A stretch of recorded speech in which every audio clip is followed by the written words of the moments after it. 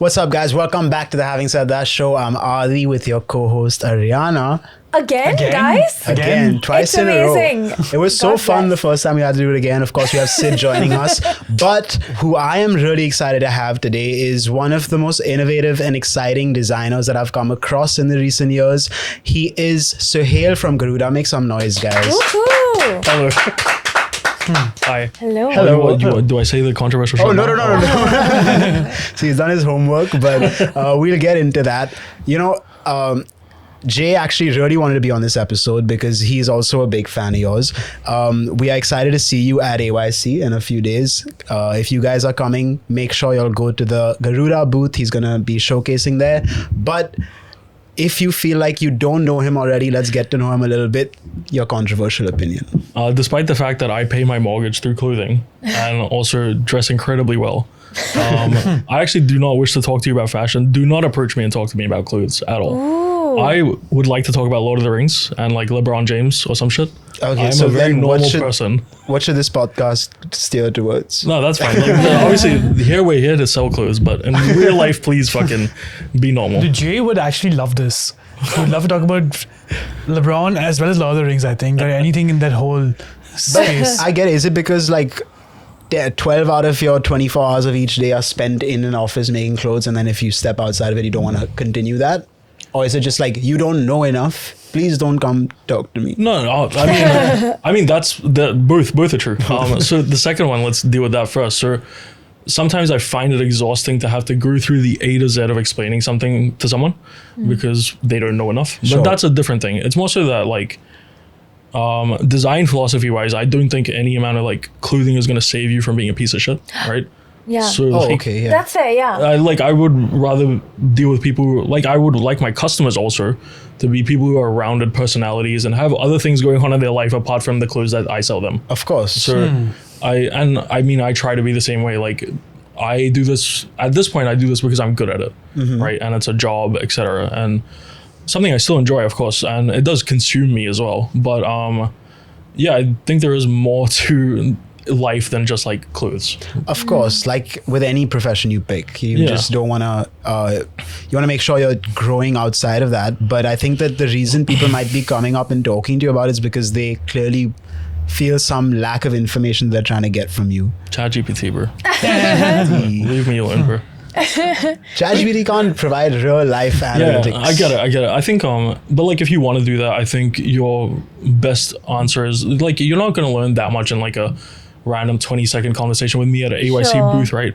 Like if you are that interested and you have the means, of course, like go do an internship with a brand and see what it is to really do this, right?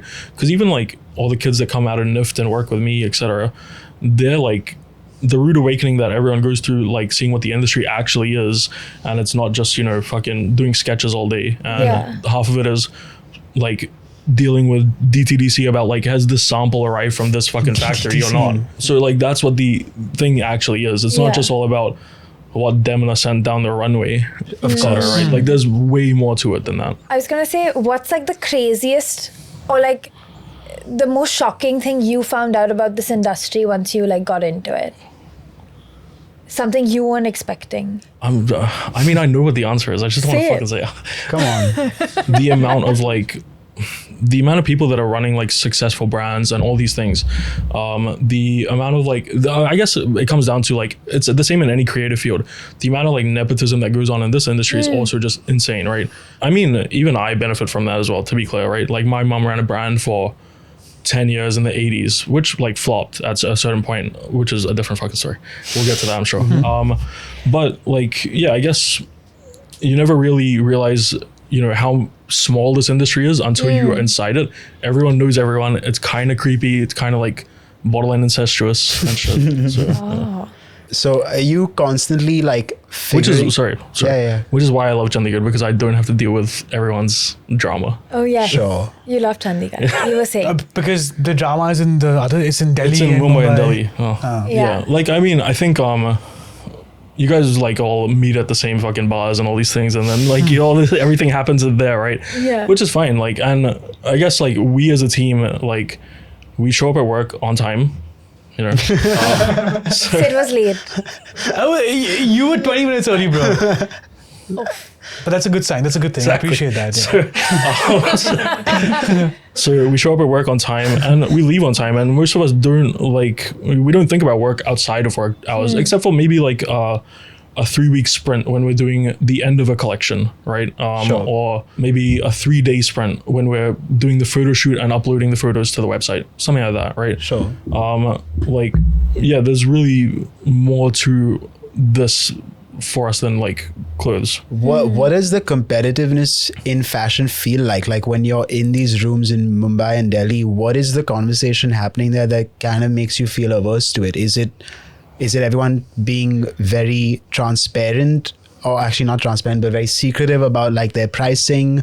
Is it what is it? We always like, oh man, we have this joke in like within the team. Fuck, we're gonna get killed off this.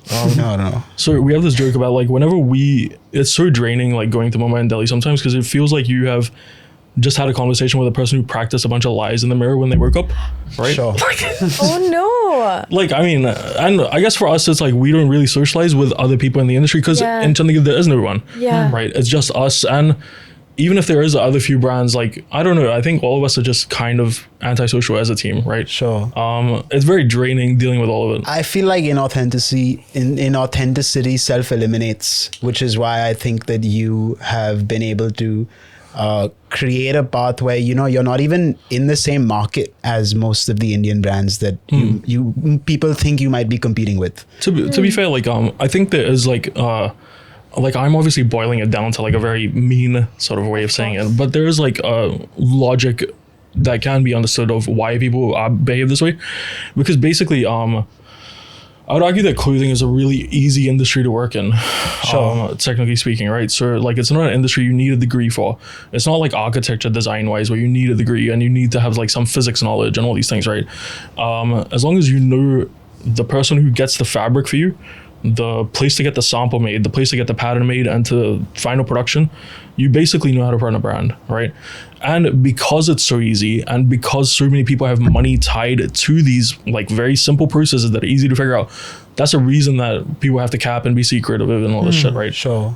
Because I think if the normal person figured out how easy this shit is and accessible on some level, obviously there is like a huge money sink that goes into clothing, but even as like the popularity of like pre-order models has like sort of increased in the last like 10 years with brands, that's probably changed a bit as well. But like clothing is a generally easy sort of medium to operate in.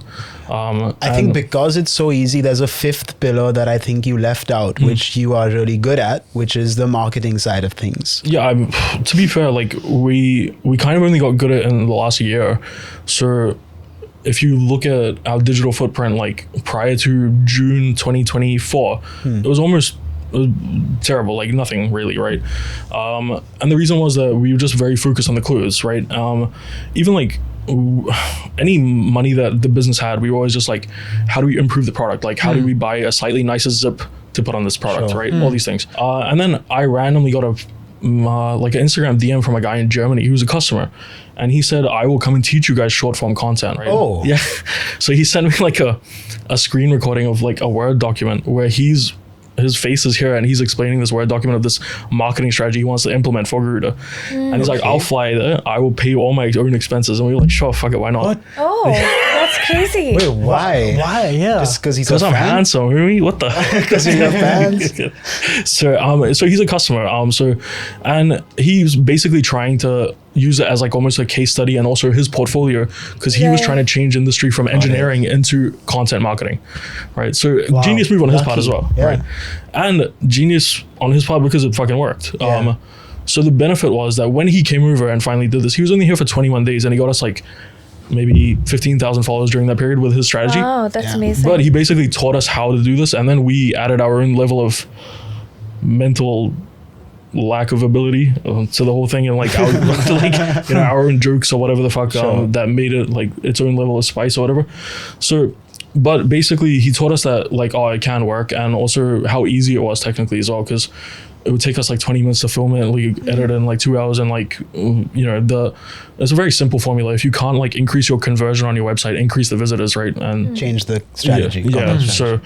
So and the reason it became so easy for us is because we, again, started doing it 9 years into running the brand. So we didn't have to make up a bunch of stories and shit. And we didn't have to make up like all these lived experiences. They're like all genuine stories, right?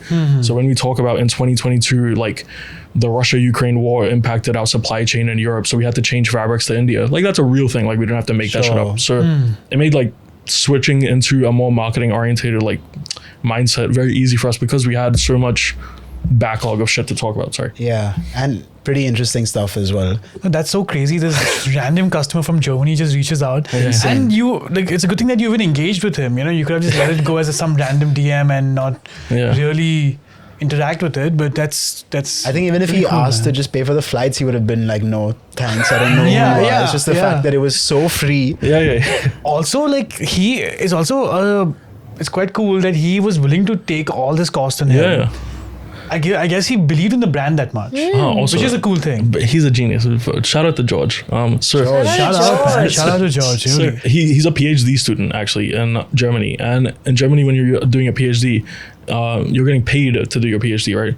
So they pay you an annual leave. So he came on his annual leave that was paid for by his university. Okay. So it didn't really cut into his pockets that much. So he was a fucking genius. Like Yeah. He had I'm sure he had a host of brands to choose from, and he chose you guys. So that's cool. Yeah. I was gonna ask you like what your background with fashion is, like your experience or related to like formal studies, if anything.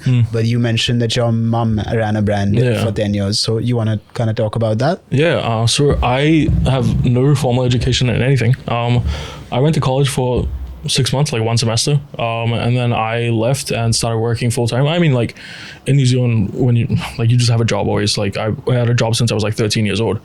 So I started working full time when I was like 18, and I guess around 2020, when I was 20, I decided I would like to start clothing. Because actually, coming back to the thing that's an easy ass medium to operate in, right? So initially in college, I was meant to do architecture. Sure.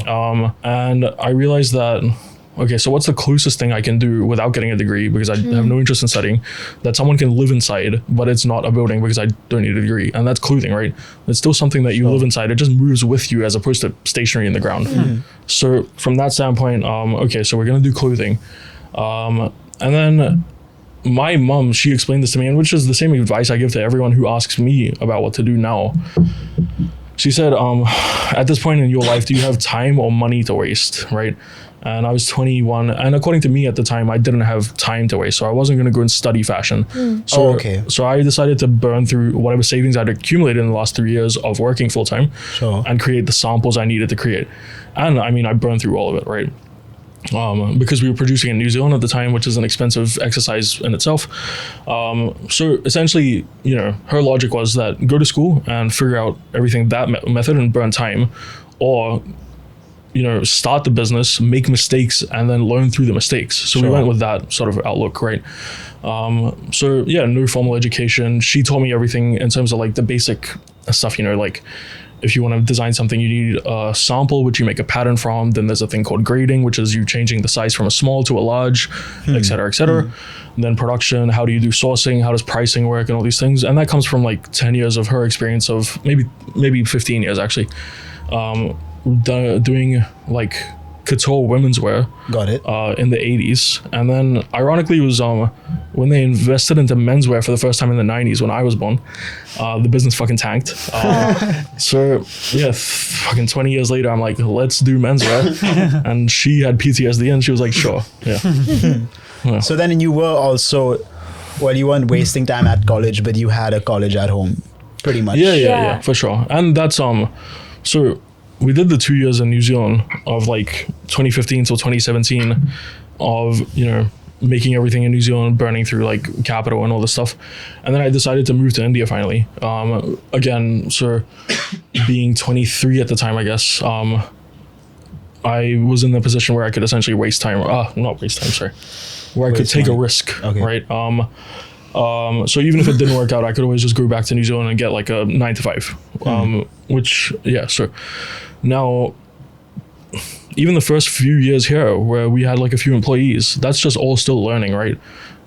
Because I mean, at that point, like it's me and one tailor, we're getting 4 orders a month, and for the other 26 days, him and me are looking at each other like, so like, and then that's when we sort of just, you know, what we did to keep ourselves busy was we did multiple things. Like we used to do school uniforms for like local schools to keep cash flow going. Oh, wow. We used to do like these private colleges like Chitkara and all these types of things. Like the dentist coats for them, for the students there. We used to do suits for like local lawyers, all sorts of shit. Sick. And apart from that, obviously, we just had this, which we still have today, which is that you always keep sampling. You never stop sampling designs at any point. Sure. You always are sampling, because even if it fails today, like a design, that same thing that you tried might be useful like 3 years later. Might right? come around. Yeah, that like R&D that you did now might be helpful later. When you say sampling, you mean designing or coming up with something cool and seeing how this looks in actual. Prototyping. So yeah, like prototyping. Seeing what it looks like in real world. And the sampling could be anything from like, you know, you're looking at a silhouette, like a full garment, or maybe you're not even looking at features and you're just looking at the drape of like the arm or the body or something.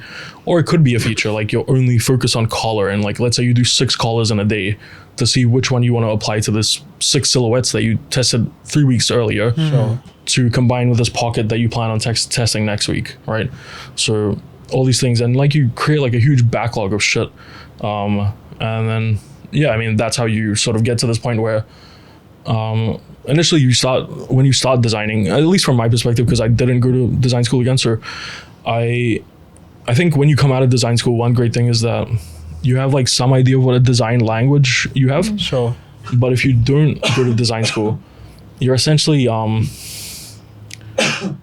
like I think the first 5 years are a burn, right? Like you are just figuring out what your design language is, which is the same amount of time you would spend in college, right? But it comes with a lot more actual experience. Yeah, exactly. And if you're at the same time commercializing the brand, like you're also getting real market feedback at the same time as well, right? So that was like a benefit of that whole process. So initially, if you haven't gone and studied fashion, your best play is to find something you really like and figure out ways to emulate it or also reference it, or there's a few different ways to do that. So like a few tricks are like, you know, you look at something, but you only look at it for a split second or something, and then you try and reimagine it in your head, and then you end up with a completely different result by the end, right? And then got it. It's about this concept of like copying someone's process, not their final result, right? So you're trying to understand why they got to that final result, and then applying your own thought patterns to that. That's how you get that's how you start differentiating reference versus copying, right? Yeah. Because we're not copying a result, we're copying process and thought ideology, right? Got it. That's what you're doing initially when you haven't studied fashion. But then when you have got that sort of design language and you've seen especially what has a market fit, then you start getting to the point where we're at now, where we're just referencing designs that we did 4 years ago, right? And updating them. So like we did a shirt, let's say 4 years ago, and you know, through customer feedback or our wear testing or whatever, we find that, okay, we want to make these changes in terms of the fabric, we want to make these changes in terms of the feature or the pattern, and then you update them. So now we're at a point where we're no longer referencing other things and we're just referencing ourselves. Yeah, got it. Who are some of your style inspiration? Like I would love style, to like dressing up style? Sure, style and designer. Designer, like my favorite designer, I went through this thing in like 2019, I guess. I unfollowed every brand I could, and I really don't pay attention to what's going on at all, so that I don't get subconscious reference, right? Yeah. But the one thing I still look at is like Yohji Yamamoto. I still look at every season, like religiously, right? That's my favorite designer of all time. And what draws you to him? So like he's purely focused on like scissors and fabric, right? Like how you use the scissor to cut the fabric to achieve something else, right? Got it. Interesting. Almost make the body look like something that's not, because that's one thing that clothing has like as a limitation, right? That you, all 5 of us sitting in this room, have 2 arms and 2 legs. So clothing can only look a certain way to some extent. So that's what a designer like a Rei Kawakubo or Yohji or something like that does really well, where they are able to morph the shape of the body by the way that they cut the fabric, Of course, right? yeah. So that's what I find interesting. Different members of the team find different things interesting. So like some of the team members are like super interested in like Margiela's work because it's like very conceptual or recycling based and all these things, right? But for me personally, it's always just been about like how we cut, because I think that's what my mom drilled into me when I told her I want to start the brand, that she was just like, if you don't know how to cut, like, you're fucked, right? Sure. You can't even ideate everything that's in your head if you can't. Yeah. So this is like, good ironing can save shitty sewing, but nothing can save shitty cutting. Got it. So you moved here in the third year of Garuda's like startup, and you said until year 9 you guys had no kind of social strategy to it. Yeah, we were just floundering. So years 3 to 6, what's going on? 3 to 9. It's like, I mean, the most guerrilla marketing you can think of. Like, we're on Discord, right, and Reddit, just going crazy. Like these like subreddits about like technical apparel. So at the time, we were dealing with until 2022, we're dealing with basically Swiss fabrics, right? Like these waterproof, sweat resistant, et cetera, fabrics that are used in like hiking clothing, et cetera. Sure. So like the fabrics that you would see a brand like Wildcraft use, as an example. But we're applying it to a more like fashionable silhouette, right? Less of a like you're going up a mountain silhouette, right? Just because of like the stiffness it offers? Just because of the utility. And I think that comes back to the fact that I grew up in New Zealand where the weather can change 4 times in a day, like today in Mumbai, actually, right? So, so you want the clothing to be sweatproof and waterproof at that point, right? And then we sort of carved out a little niche for ourselves in that, like in these little subreddits and like of like technical apparel, right? Because the reason that we're using a Swiss fabric, despite the fact that India can make the same fabric, is the fact that it has like a bunch of accreditations in terms of like the way it's dyed, the working conditions it's made under, and all these things, which made the fabric insanely expensive. We were spending like $15,000 and every time we brought a batch into the country. Wow. Yeah. So essentially, we were doing. The benefit with these things is that a lot of people are buying the fabric because of the fabric, buying the garment because of the fabric, rather. Of course. So, for example, like I'm sure you guys are aware of like maybe a brand like Gore-Tex, right? Yeah. So they make waterproof fabrics, and sometimes you buy it because it's Gore-Tex. So we're dealing with what was Gore-Tex's biggest competitor, which is a company called Scholler. Okay. So a lot of people were buying the garments because of the fabric. And because we're producing in India, we're able to undercut our competitors, essentially. Got it. So we carved down a little section for ourselves. And yeah, so Discord, Reddit, etc., plus word of mouth. Even till today, we've never spent a single dollar on ads 10 years in, right? Yeah, apart from that, word of mouth.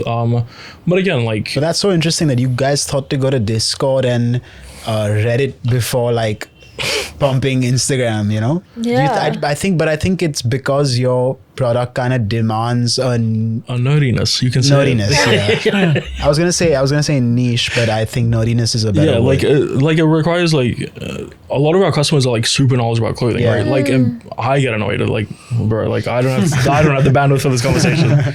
Like, but yeah, like everyone's super knowledgeable about clothing, which is great. Like it's the type of customer I would like to serve. Like obviously I would like them to know what they're buying. But again, it comes back to that thing I said at the start, that I hope that you have something else going on in your life as well. Yeah, that's fair. But the thing is, clothing, like what you said, right? That you hope your customers would have a more well-rounded personality. Yeah. But clothing is a very big part of someone's personality. And I think specifically the clothes that you have designed, when I've seen the website, I've seen some of the stuff, it's not conventional stuff. It's not like what I'm wearing right now, maybe. It's a lot. So that does become a kind of a big part of your personality, right? Yeah, sure. So depending on what part of the website you look at, again, like I think you're right? So, and especially because, I mean, you're looking at it from what you see now, whereas I'm thinking about it from what's coming, right? So the 2 new collections that will round everything out a lot more. So for example, we have things that are aimed at certain types of consumers and other consumers, right?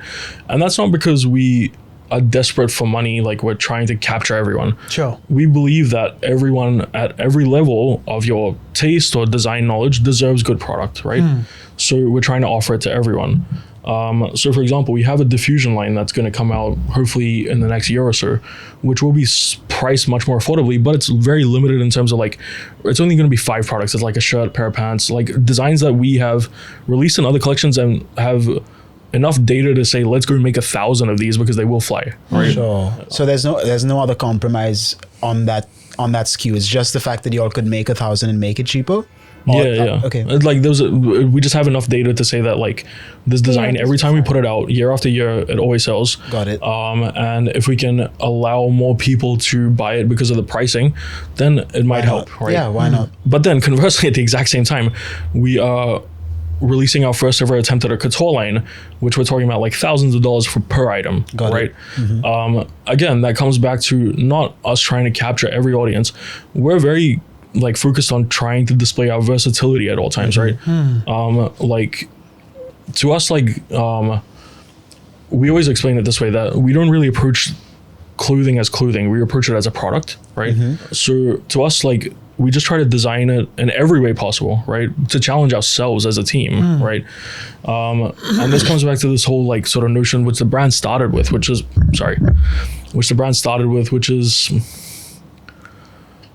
like you interact with clothing on such a high frequency every day, from the day you're born till the day you die. And some cultures you're wrapped in clothing at your cremation or whatever, that you at some point in that process forget that it's a product, and that should be designed like a product, right? Sure. In terms of like user friendliness, all these factors, as opposed to not just like looks nice, right? Of course. So since we always approach these things with this mentality, which is why we're always trying to cater to everyone. It's not like it's not like we want every fucking section of the audience. It's like we believe everyone deserves it. product that isn't like bullshit that's being like served up to you, right?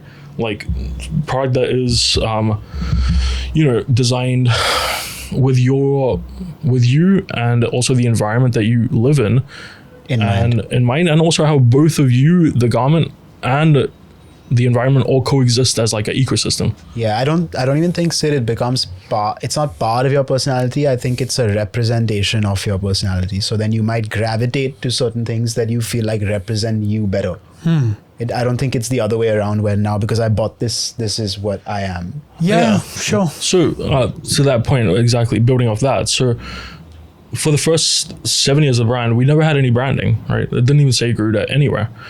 When we tried to capture the Indian market for the first time is when we put branding on there, because it's a like brand sensitive market, which is fine. And then 2 years in to that process, I got feedback from a friend who was like, I was in Goa and I saw someone, wearing a shirt, but I didn't read the label. I just saw the metal plate shining and I still knew it was Garuda. So at that point we even removed that, and now we just have the metal plate. So we're back to no branding, but there's like, it's the brand without branding at this point, let's call it, right? Again, that comes back to even Bottega Veneta used to have this slogan when they first started the brand, it's your initials that matter, not the designer's initials, right? Sure. That who you are will always be more important than what you wear, right? And yeah, I mean, that's really the whole philosophy here. Nice. What's the story behind Garuda? The name? Yeah, the name. My dad was in the Indian Army. Oh. Oh. And his particular battalion in the Indian Army, the logo was a Garuda eagle. That's actually it. Okay. I love that story, actually. That's so sweet. So your parents are like so ingrained in your... I credit them with everything. Yeah. I credit them with everything. Do you have siblings? Yeah, one. He's he's older for sure. Two technically. Fuck. Oh. He's Whoa. two. I have You two have two siblings. siblings. They're both I half. thought he's two. Like he's 2 years old. half siblings. I have half siblings, so like a half sister and a half brother. They're both 14 and 15 years older than me. Oh, wow. So I'm like the little baby of the family, the love child from the two separate marriages, whatever. Yeah, my brother lives in New Zealand. My sister lives in India, actually. She lives in Chandigarh as well. Okay. My brothers, they all have kids and all this shit. I don't fucking know. I'm unmarried. Making clothes, not babies. Chandigarh, just Married making to your clothes. work.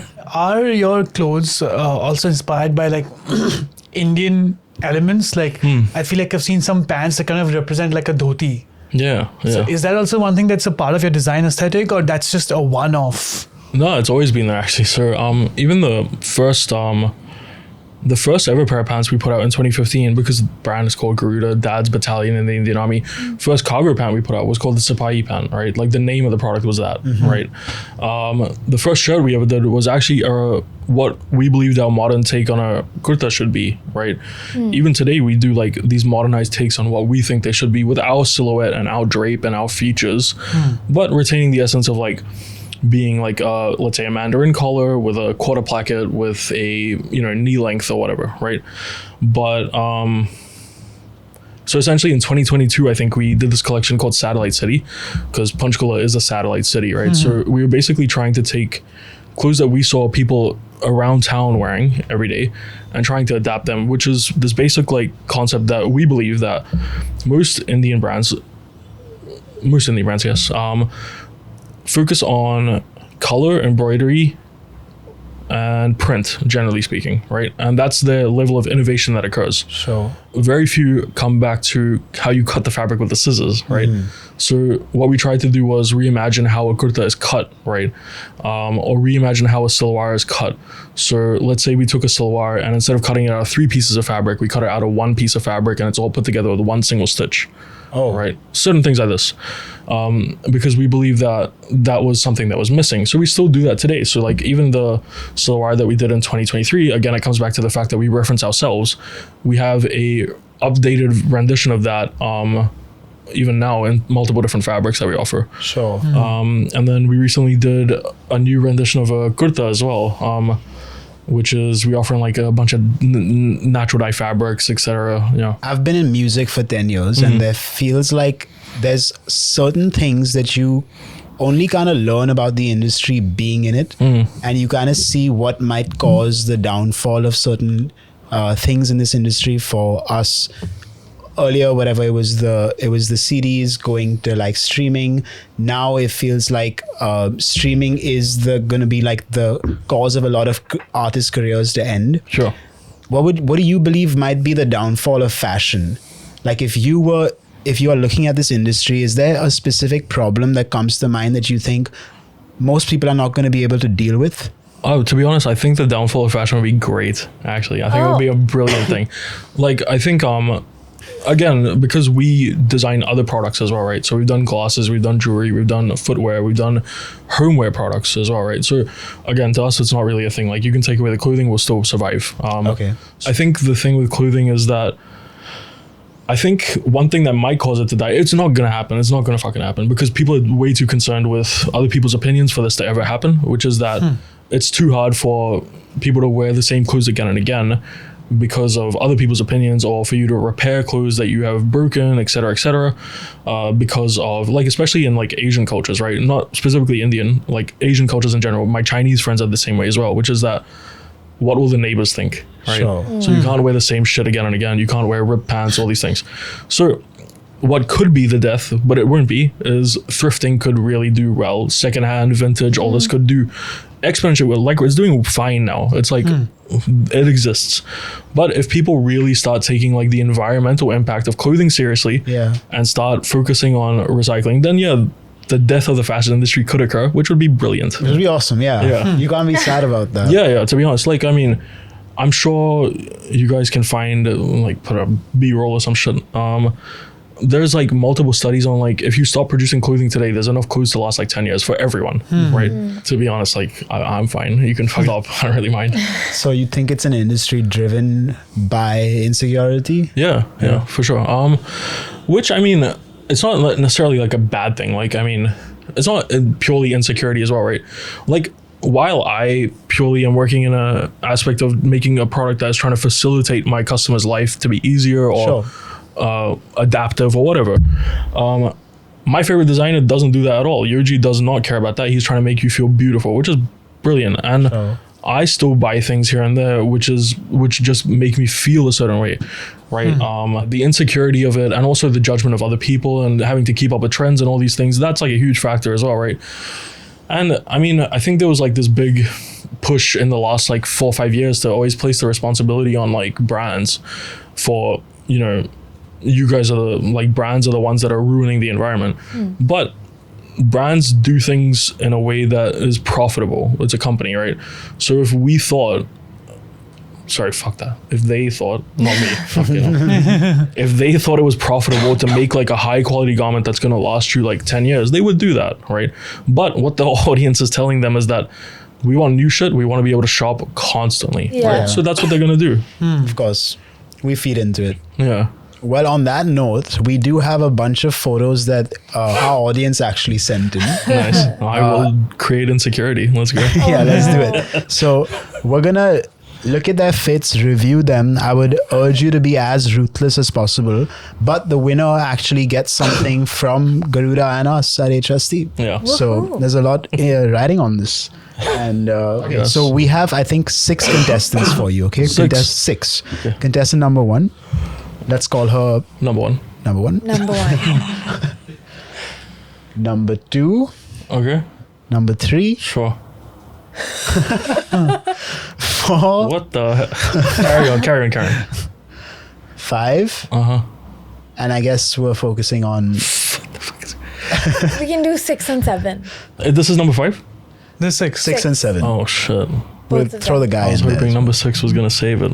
Oh no. Can we go back to 5? To 5? Yeah.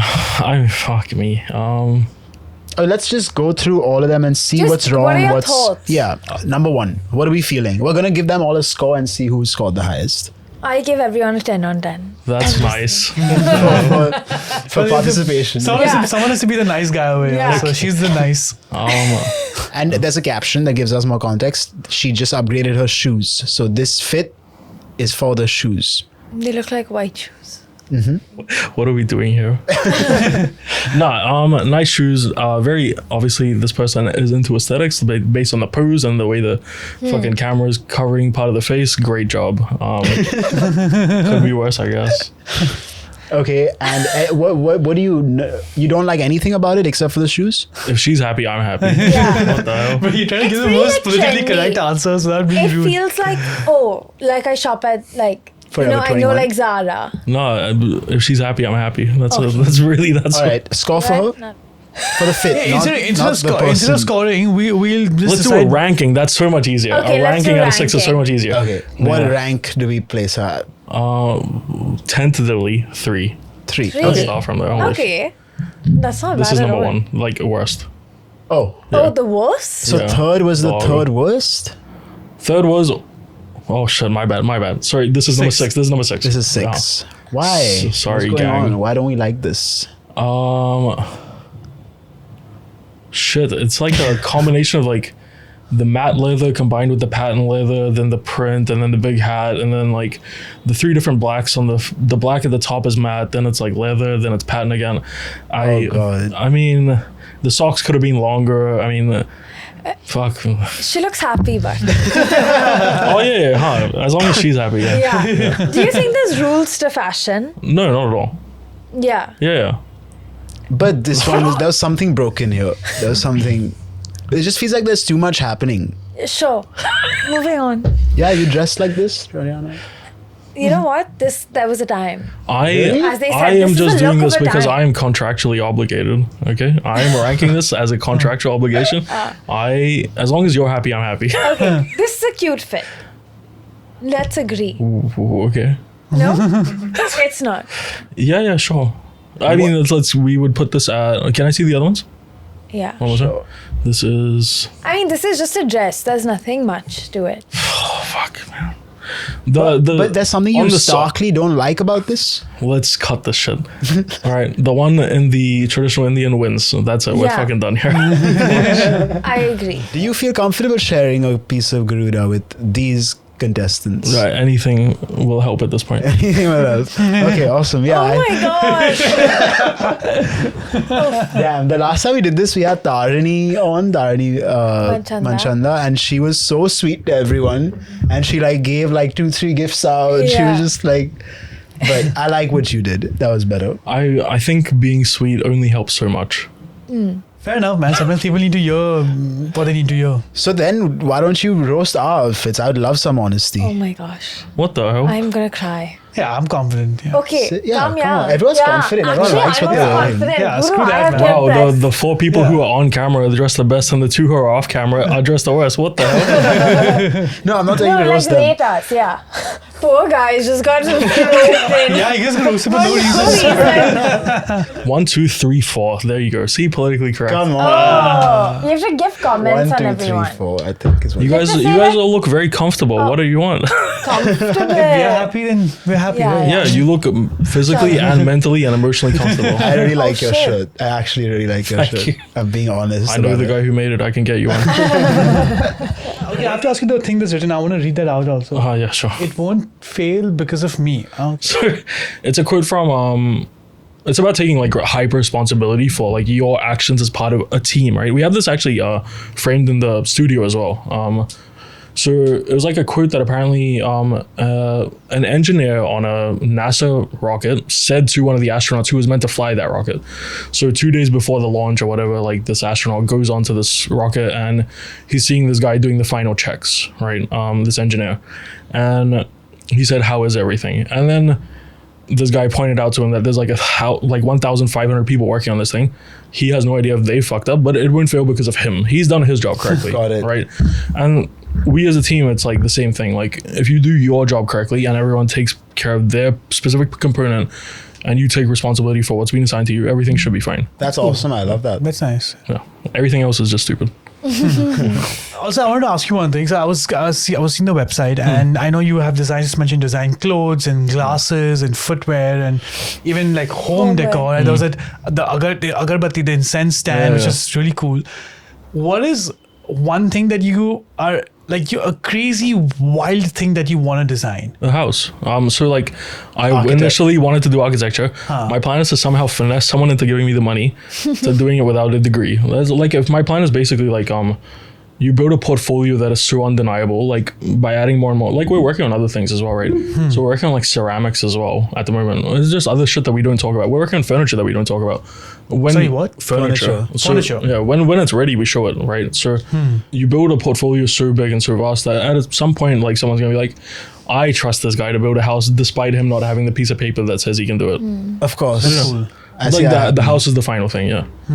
Like I'm basically just trying. It comes back to the same thing, which Virgil Abloh said once. Like you're just doing all this shit to like fulfill 15-year-old you's dreams, right? Sure. Yeah. Here's a spare room over here in case you want to take that up.